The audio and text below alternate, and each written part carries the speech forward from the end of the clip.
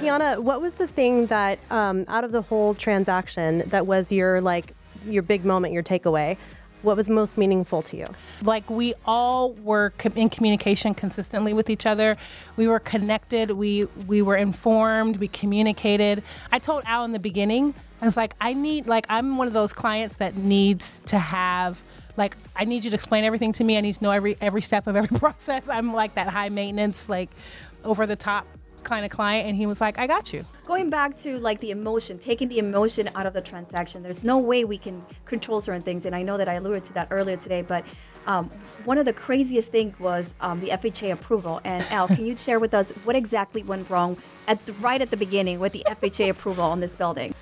Keonna was qualified for FHA loan, and we were looking for FHA properties, and made sure that when we did the search that every building was going to be FHA approved, and she was going to be it was going to be a turnkey experience, right? And so I always want to provide an experience for the clients that I work with. And so we went out and looked at what we thought was FHA approved property, and it just so happened that it wasn't as advertised. The realtor thought that, by the time they would get to transaction and closing, that they would have the formal approval, but the building was in transition of getting approved, but she was already marketing it because her developer had said that it was approved, but it still didn't have the stamp of approval. In this case, they had submitted everything, or so they thought, and they believed that their building was going to be approved in a week or two. Unbeknownst to them, something was the wrong form in that stack. And anyone who knows how paperwork goes knows that means you have to correct it. It goes back to the end of the line. You have to go through that process again.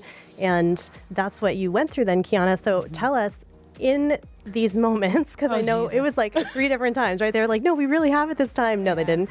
How did you stay stable, sane? How did you stay comforted? And when we hit that hurdle, I began to get a little discouraged, and in our threads, I was just like, I'm feeling a little discouraged. I'm feeling a little I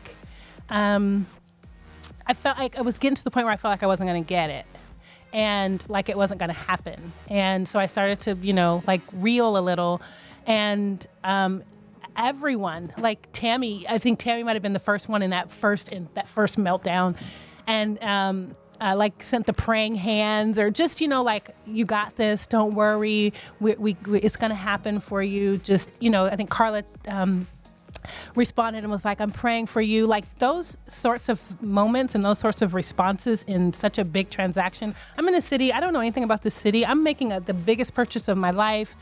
And I'm doing this by myself, essentially, but with this team of people that the only person I really, really know is Al.